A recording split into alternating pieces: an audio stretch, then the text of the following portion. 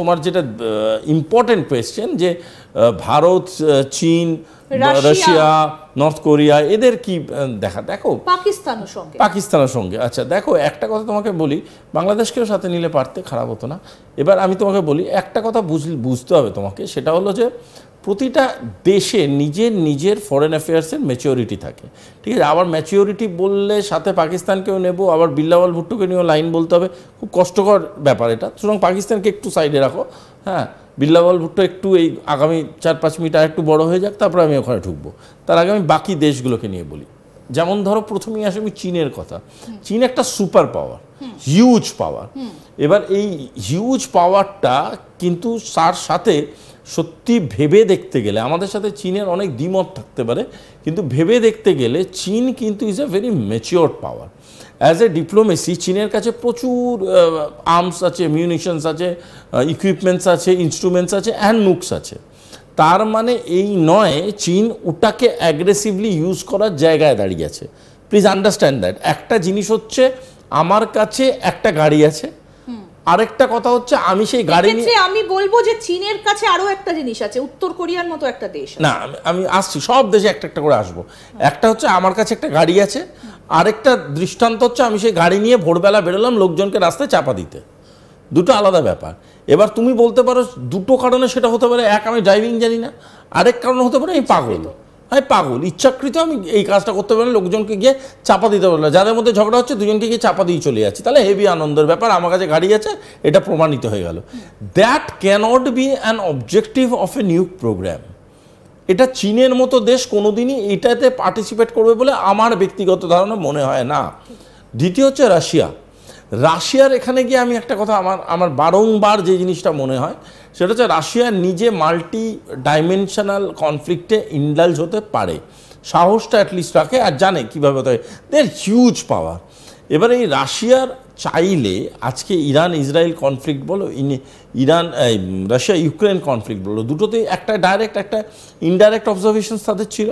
সেই দুটোর মধ্যে একটাতেও বিভিন্ন পরিস্থিতি আসা সত্ত্বেও ইউক্রেন তো কম মস্কোকে জ্বালাতন করেনি, কম হামলা করার চেষ্টা করেনি। ইউক্রেনকে তো একেবারে যুদ্ধটা থামিয়েও দিতে পারেনি যে ইউক্রেনকে শেষ করে দিয়ে যুদ্ধটা দুদিনের মধ্যে পকেটে পুরে নেব, রাশিয়া তো সেটাও করেনি বা পারেনি। এই ইউক্রেনকে শেষ করার জন্য তারা তো নিউক ইউজ করতে পারতো, কারণ তাহলে তো ব্যাপারটা শেষ হয়ে যেত। মানে if you are justifying nuclear weapons or usage of nuclear weapons, কীভাবে নিউকে ব্যবহার করতে হবে, যদি সেটাকে আমরা জাস্টিফাই করি তাহলে তো সেটা করতে পারতো, কিন্তু পুতিন কিন্তু সেটা করেনি। যদিও আমরা জানি রাশিয়া ইজ এ হিউজ পাওয়ার, কিন্তু সেটা করেনি। Please mind it. দ্বিতীয় জিনিসটা খুব বোঝা প্রয়োজনীয়, সেটা হলো যে কেন করেনি, না করার পিছনে কারণটা কি হতে পারে। না করার পিছনে কারণ হচ্ছে নিউক্লিয়ার, ধরো আমি নিউক্লিয়ার ওয়েপন বহু ধরনের হয়। নিউক্লিয়ার ওয়েপন মানে কিন্তু হাইড্রোজেন বোম বা অ্যাটম বোম বা তোমার কোনো রকম বড় সড়ো একটা বোম ফেলে দিল সেটা নয়, নিউক্লিয়ার মিসাইলসও হয়।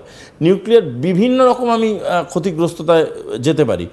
পয়েন্টটা হচ্ছে সেইটা করার পরে যে ওজনটা জেনারেট করে, সেই ওজনটা কি ক্যারি করার জায়গায় আমি আছি, বা আমার দেশ থাকবে, বা আমার দেশ থাকতে পারবে, এটা মারাত্মক। কারণ তার মধ্যে তো একটা আন্তর্জাতিক ওজন আছে। একটা জিনিস বোঝো, আমেরিকা যতই বড় বড় জাস্টিফিকেশন দিক না কেন, হিরোশিমা নিয়ে নাগাসাকির যে অপমানটা, সেটা যেমন জাপানের কাছে একটা মানে জাতীয় ক্ষতি, সেরকম এই হিরোশিমা নাগাসাকির যে ক্ষতিগ্রস্ততা, তার যে একটা ভূত, সেটা কিন্তু আজও তাড়া করে বেড়ায়, no matter who is the president of America. সারা পৃথিবী আজও থুতু দেয়, আজও ঘেন্না করে তাদের, যে কেন আপনারা এটা করেছিলেন।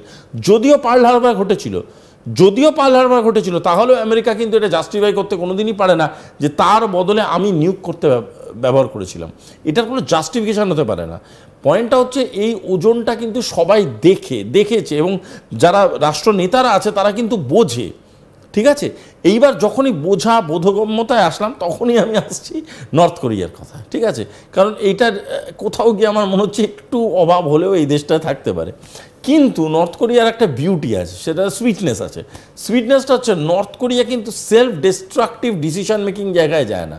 দেখবে কিছু পান্ডা আছে মার্কেটে, মানে পান্ডা মানে কিছু লোক আছে এরকম মার্কেটে, তাদের কাজ হচ্ছে মানে তারা কিন্তু প্রচুর কিছু করবে ভাবে, ব্যাটিং করব, বোলিং করব, অমুক করব, তমুক করব বলে তারা ড্রেসিং রুমে বসে থাকে। তাদের যতক্ষণ না বলা এই যা ব্যাট করবি, এই যা বল করবি, বলটা ধর, তারা কিন্তু যায় না। North Korea is the same thing. North Korea যেরকম আমার কোথাও গিয়ে মনে হয় যে একটা এই লোকটার মধ্যে যত বড় ডিকটেটর যাই হোক না কেন, এর মধ্যে একটা সুইটনেস আছে, কিউটনেস আছে, কিম জং উন একটা কিউটনেস আছে, এই ডিপ্লোমেসিতেও একটা কিউটনেস আছে, যখন যাবে না।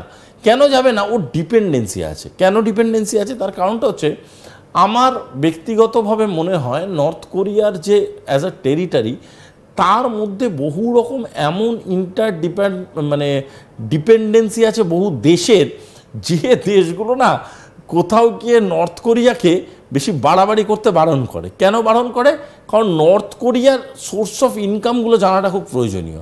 সেটা যদি একটু বোঝার চেষ্টা করো তাহলে বুঝবে হয়তো কোনো দেশের কোনো খুব গোপন অস্ত্রাগার নর্থ কোরিয়া রাখা আছে। মানে গোপন ভাড়ার আপনি বলতে চাইছেন নর্থ কোরিয়া? একদম। দেখো এখন নিউক্লিয়ার কনসেপ্টটা কিন্তু একটু আমি যদি তোমাকে বিশ্লেষণ করে বলি, নিউক্লিয়ার কনসেপ্টটা কিন্তু নানান রকম, এটা কিন্তু আমি বলছি না, প্রচুর ইন্টেলিজেন্সের রিপোর্ট আছে, ইন্টারন্যাশনালি যদি পড়ো তাহলে বুঝবে বহু দেশ আছে যাদের কাছে অর্থ আছে কিন্তু নিউক্লিয়ার প্র্যাকটিসে তারা নেই।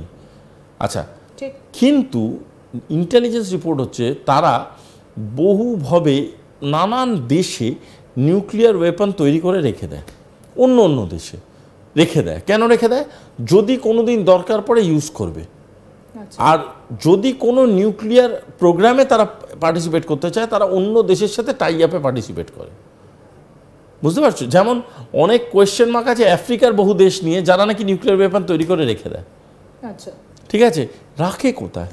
এরকম তো কোনো গ্যারেজ নেই, তাহলে রাখে কোথায়? তার কারণটা হচ্ছে এই যে নিউক্লিয়ার ওয়েপন যদি আমি বাড়িতে রাখি মানে অ্যাজ এ রাষ্ট্রপ্রধান হয়ে যদি আমি দেশে রাখি, তাহলে হতে পারে এটা যে বহু দেশের বহু রকম কোয়েশ্চেন মার্ক হবে। এই যে যেমন ইরানের সাথে ঘটলো, এরকম বহু কোয়েশ্চেন মার্ক হবে।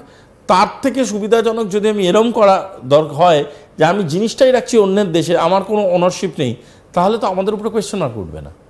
আচ্ছা, যদি কোনো দিন মানে কোনো দিন কখনো দরকার পড়লো আমি ওটাকে আনলাম, আদারওয়াইজ লেট ইট বি। মানে আপনি বলছেন এক্ষেত্রে উত্তর কোরিয়া অনেকটা অস্ত্র ভান্ডার বা অস্ত্র ভাড়ার, ভাড়ার বলতে পারো, গারাজ বলতে পারো, একটা হতে পারে।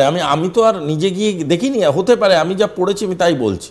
আমি তোমাকে আরো এই কথা বলছি, ধরো তোমার আজকে মডার্ন ওয়ার্ল্ড অটোমোবাইল আন্ডারস্ট্যান্ডিংটা বোঝো, বহু লোক আজকে ডেটে গাড়ি কেনে না। এতে অর্থনৈতিক অনেক সেভিংস আছে। কি সেভিংস আছে? রোজ রোজ সবারই কর্পোরেটসে অফিস শাটল পেয়ে যায়, তারা শাটল করে অফিস চলে আসে, তাদের রোজ রোজ গাড়ি লাগে না। কোনো দিন ধরো উইকেন্ডে ঘুরতে গেলে একটা গাড়ি ভাড়া করে নিল।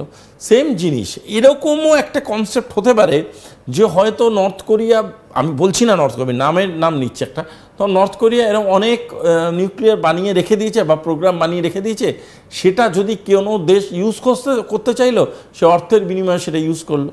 এই মডার্ন ডে নিউক্লিয়ার মার্কেট হতে পারে খুলেছে। তাহলে